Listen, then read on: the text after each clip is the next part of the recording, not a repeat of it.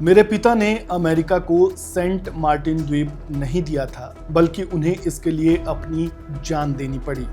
मेरे साथ भी यही हुआ। जिस देश के लोगों ने राष्ट्रपिता बंगबंधु शेख मुजीबुर रहमान के आह्वान पर हथियार उठाए, युद्ध किया और 30 लाख लोगों को आज़ाद कराने के लिए अपनी जान दे दी, उस देश की 1 इंच ज़मीन भी किसी को देना किसी की मंशा नहीं हो सकती।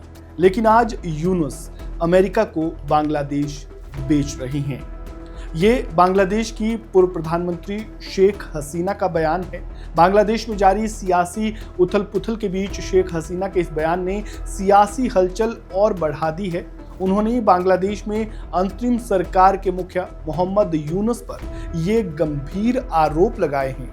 आरोप ये कि यूनुस अमेरिका को बांग्लादेश बेच रहे हैं और इस बीच एक द्वीप की खूब चर्चा हो रही है और वो है सेंट मार्टिन द्वीप।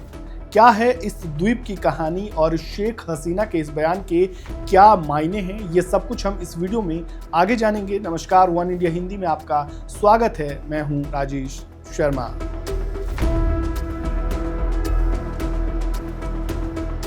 बांग्लादेश में बढ़ते राजनीतिक संकट के बीच मोहम्मद यूनुस दबाव का सामना कर रहे हैं और उनके इस्तीफे की भी मांग बढ़ती जा रही है। अब भारत में रह रही पूर्व प्रधानमंत्री शेख हसीना भी अंतरिम सरकार के खिलाफ खुलकर आवाज उठा रही है। उन्होंने यूनुस पर निशाना साधते हुए देश के नाम एक बयान जारी किया है और इस बयान में एक एक कर मोहम्मद यूनुस पर निशाना साधा है।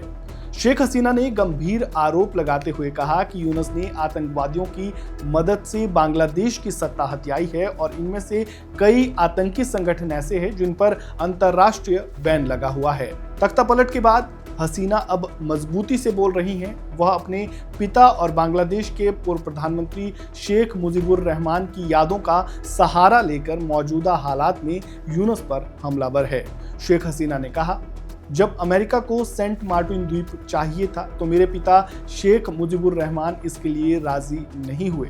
उन्हें अपनी जान देनी पड़ी और यही मेरी नियति थी, क्योंकि मेरे मन में भी कभी ये ख्याल नहीं आया कि सत्ता में बने रहने के लिए देश को बेच दिया जाए। और जिस देश के लोगों ने राष्ट्रपिता बंगबंधु शेख मुजीबुर रहमान के आह्वान पर हथियार उठाए, युद्ध किया और 30 लाख लोगों को आज़ाद कराने के लिए अपनी जान दे दी, उस देश की 1 इंच ज़मीन भी किसी को देना किसी की भी मंशा नहीं हो सकती। लेकिन आज यूनुस अमेरिका को बांग्लादेश बेच रहे हैं। जिस सेंट मार्टिन द्वीप का शेख हसीना जिक्र कर रही हैं, आखिर अमेरिका का उससे क्या कनेक्शन है और क्यों इस द्वीप का बार बार जिक्र हो रहा है, अब इस पर भी थोड़ा नजर डालते हैं। सेंट मार्टिन द्वीप भौगोलिक रूप से बांग्लादेश के लिए खास महत्व रखता है। सेंट मार्टिन बंगाल की खाड़ी के उत्तर पूर्वी भाग में स्थित महज 3 वर्ग किलोमीटर क्षेत्रफल वाला द्वीप है।